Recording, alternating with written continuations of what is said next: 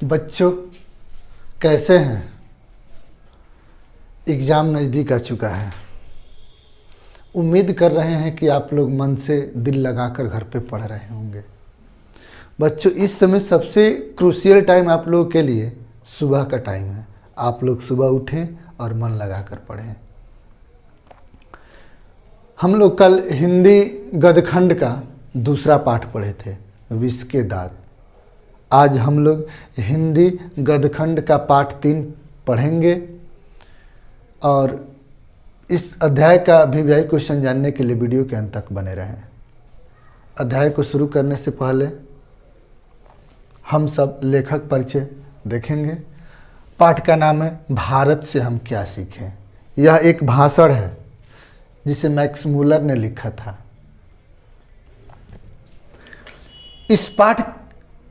इस पाठ का नाम है भारत से हम क्या सीखें। इसके लेखक हैं फ्रेडरिक मैक्स मूलर। बच्चों, हर साल एक क्वेश्चन आता है ऑब्जेक्टिव में कि भारत से हम क्या सीखें कि लेखक कौन है। तो उत्तर होगा फ्रेडरिक मैक्स मूलर। क्या होगा? Friedrich Max Muller. याद रखिए, ऑब्जेक्टिव क्वेश्चन आएगा कि भारत से हम क्या सीखें कि लेखक कौन है, तो फ्रेडरिक मैक्स मूलर। इनका जन्म हुआ था 6 दिसंबर 1823 ईस्वी आधुनिक जर्मनी के डेसाउ नामक नगर में। इनका मृत्यु हुआ था 28 अक्टूबर 1900 ईस्वी में। पिता का नाम विल्हेल्म मूलर। क्या? Wilhelm Müller. और माता का नाम एडहेल्ड मूलर। क्या? एडहेल्ड मूलर। इनका मृत्यु याद रखिएगा बच्चों, ये ऑब्जेक्टिव क्वेश्चन आता है हर साल। हर जीवनी से 2 ऑब्जेक्टिव रहेंगे। पूरे हिंदी में 100 ऑब्जेक्टिव, जिसमें 50 रहेंगे ऑब्जेक्टिव बुक से और 50 ग्रामर से, जिसमें हर अध्याय से जीवनी से 2 ऑब्जेक्टिव क्वेश्चन आएंगे। इनकी प्रमुख रचनाएं हैं 1841 में इन्होंने हितोपदेश का जर्मन भाषा में अनुवाद प्रकाशित करवाया, यानी कि हितोपदेश भी हो सकता है। कट और केन इनका उपन्यास है और मेघदूत इनका महाकाव्य है। यही बस 2-3 इनके ये हैं, आप लोग इसको याद कर लीजिएगा। आइए हम लोग इस अध्याय को शुरू करते हैं। इस पाठ का सारांश, भारत से हम क्या सीखें। बच्चों, लेखक मैक्स मूलर एक बार भारत घूमने आए थे और भारत की प्रकृति को देखकर, भारत के गांवों को घूमकर, भारत के नगरों को घूमकर उन्होंने जो देखा वही जा करके अपने काव्य में लिख दिए ये, और अपने भाषण में बोले थे इसी चीज़ को।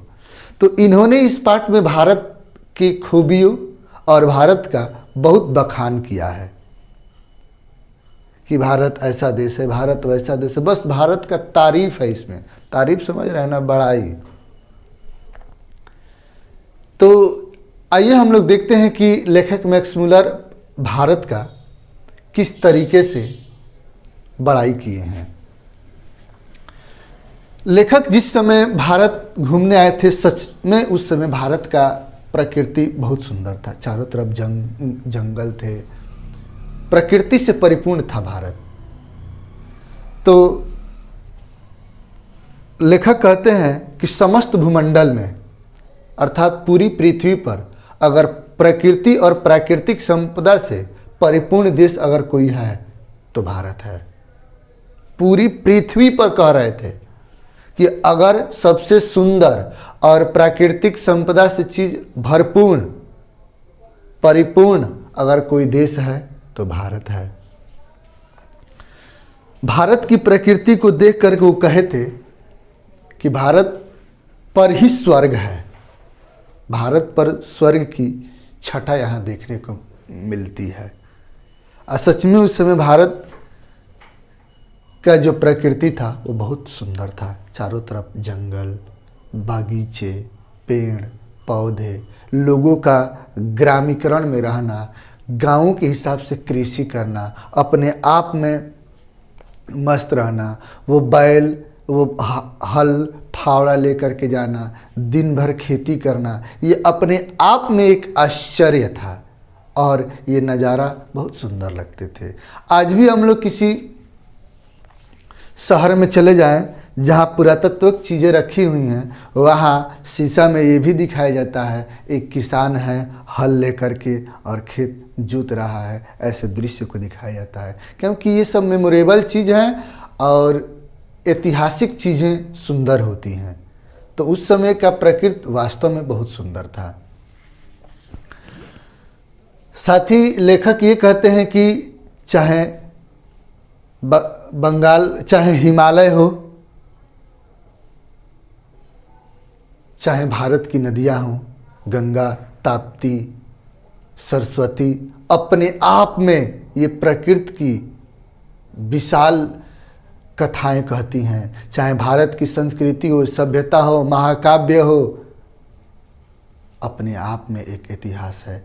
आज भारत का जो रामायण महाकाव्य है, ये विदेशी लोग भी आज पढ़ रहे हैं। इसी से हम लोग भारत की संस्कृति और सभ्यता के बारे में जान सकते हैं। अगर पूरे विश्व में संस्कृति और सभ्यता की बात आती है तो उसमें एक नंबर भारत का आता है। आज भी भारत के गांवों में महिलाओं के अंदर जो संस्कृतियां देखने को मिलती हैं वो दुर्लभ हैं। लेखक मैक्स मूलर कहते थे कि सच्चे भारत के दर्शन गांव में हो सकते हैं, क्योंकि गांव में ही संस्कृतियां जिंदा रहती हैं, शहरों में नहीं। तो अगर सच्चे भारत को देखना है तो भारत के गांवों का भ्रमण किया जाए, क्योंकि भारत के गांव के लोग ही मेहनती और कर्मठ होते हैं। लेखक कहते हैं कि चाहे भू विज्ञान हो, दैवत विज्ञान हो, भाषा विज्ञान हो, वनस्पति विज्ञान हो, साहित्य हो, संस्कृति हो, सब में भारत अग्रणी रहा है सदियों से। पूरे विश्व का सिक्का अगर किसी एक देश में मिला है तो वो भारत है। भारत की गाथाएं जितनी कही जाएं उतनी कम है। अरे वो तो 700 वर्षों तक लगभग राज किए इस्लाम कंट्री वाले, भारत को कुछ वो खोखला कर गए। जो बचा खुचा था अंग्रेज आए वो खोखला कर दिए। अब भले भारत की स्थिति जैसी भी तैसी हो, लेकिन भारत एक समय सोने की चिड़िया था, प्रकृति से चारों तरफ भरपूर। लेकिन आज भी गांव में है। कभी कभी हम लोग शहरों में जाते हैं। मैं ही एक बार था, पढ़ रहा था, तबीयत खराब हो गया, ठीक ही नहीं हो रहा था। गांव में आया, 2 ही 3 दवा खाया। यहाँ का आबो हवा, पानी, यहाँ की हवाएं, यहाँ की प्रकृति मुझे लगी और मैं 2 से 3 दिन में ठीक हो गया। आज भी गाँव की वो हवाएं, वो प्रकृति, वो सुंदरता, वो अकेलापन बहुत अच्छा लगता है। उस समय वारेन हेस्टिंग्स भारत के गवर्नर जनरल थे, बंगाल के। उत्खनन करते समय वारेन हेस्टिंग्स को 172 दारिश नामक सोने के सिक्के मिले थे। सोने से बड़ा घड़ा मिला था जिसमें 172 दारिश नामक सोने के सिक्के थे।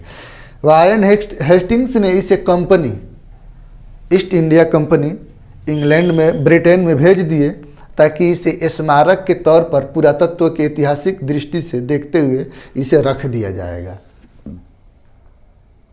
लेकिन जब वारेन हेस्टिंग्स गए कंपनी, ईस्ट इंडिया कंपनी में, इन्हें जाने में देर हो गया। ये गए तो वहाँ का नज़ारा देख करके दंग रह गए।